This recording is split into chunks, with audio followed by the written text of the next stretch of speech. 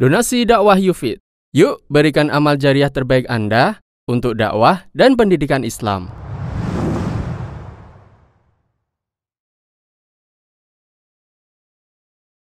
Hukum selamatan malam 1 Syuro. Di tahun ketiga, ketika Umar bin Khattab radhiyallahu anhu menjabat sebagai khalifah, beliau mendapat sepucuk surat dari Abu Musa al-Asy'ari radhiyallahu anhu, yang saat itu bertugas sebagai gubernur untuk daerah Basrah.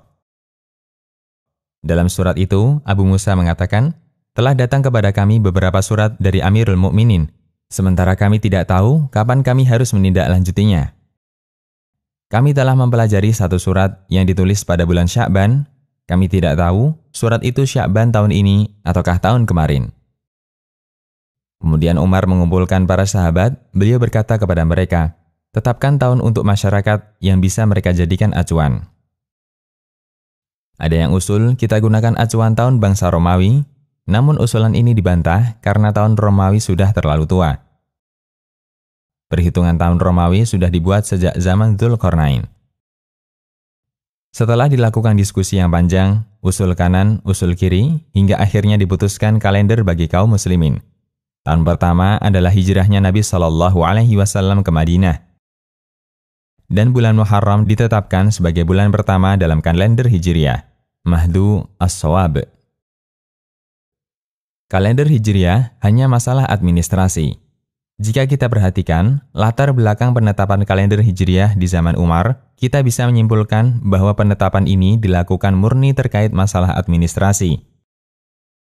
Artinya, keberadaan kalender Hijriah sama sekali tidak ada kaitannya dengan masalah ibadah atau peribadatan apapun yang dilakukan para sahabat.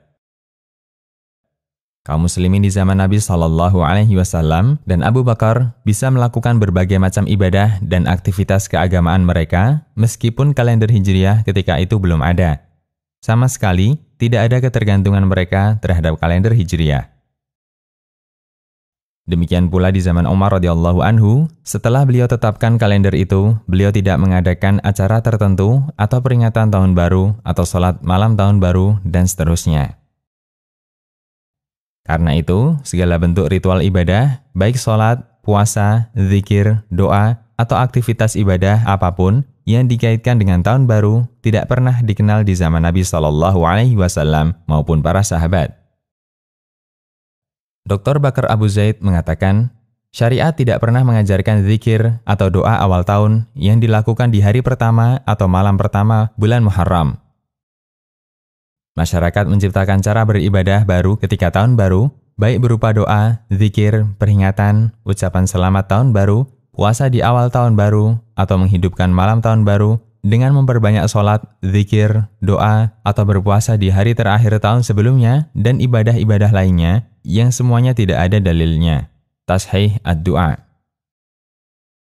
Memahami keterangan di atas, selamatan atau acara apapun dalam rangka menyambut tahun baru Hijriah sama sekali bukan bagian dari Islam. Karena itu, sangat jauh jika acara semacam ini diniatkan dalam rangka syiar Islam. Bagaimana mungkin disebut syiar Islam, sementara Islam tidak pernah mengajarkannya? Demikian, Allahu a'lam.